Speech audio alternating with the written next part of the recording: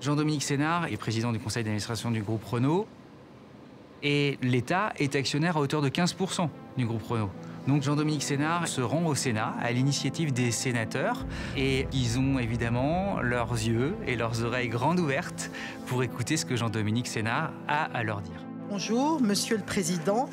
Je suis très heureuse d'accueillir aujourd'hui devant la Commission des affaires économiques Monsieur Jean-Dominique Sénard. Les sénateurs en fait ont énormément de questions et l'entretien va durer 3 heures. La première question que je voudrais vous poser, je ne vais pas être long. C'est d'abord bien sûr la transition écologique. Est-ce que vous n'avez pas l'impression de ne pas prendre le bon train de la compétitivité? Quelle est votre volonté de produire en France et quel type de véhicule?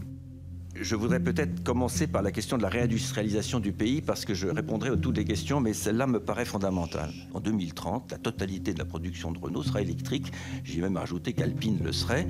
Je ne crois pas qu'il y ait une seule entreprise en France, en tous les cas dans l'automobile, on va dire ça comme ça, qui investissent autant d'argent que nous dans notre pays sur cette question d'électrique. Et pour ce faire, mesdames et messieurs, je vous le dis, nous ne pourrons pas le faire seuls. Et donc Jean-Dominique Sénard va expliquer aux sénateurs ce qu'il faut faire pour que l'industrie automobile en France se porte bien. Alors, ça passe bien sûr par le fait de continuer à donner des aides aux consommateurs pour acheter des véhicules électriques, parce que les véhicules électriques, pour l'heure et pour encore quelques temps, sont vraiment plus chers. Regardez ce qui s'est passé en Allemagne récemment. Le gouvernement allemand, dans son autorité propre, a décidé de supprimer du jour au lendemain toutes les subventions à l'acquisition de véhicules électriques. Sauf que la conséquence de ça, c'est que derrière, les ventes de véhicules électriques en Allemagne, je n'ai pas besoin de vous décrire ce que ça a donné.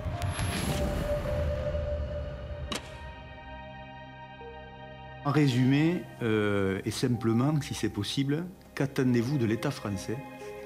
Il faut que cette aide publique continue. Si elle disparaissait, nous serions dans les pires difficultés, non pas pour produire ces véhicules, mais pour les vendre. Il y a donc une mécanique qui est totalement, je dirais, combinée, qui fait que nous sommes totalement solidaires dans cette histoire-là. Sinon, nous avons des soucis à nous faire.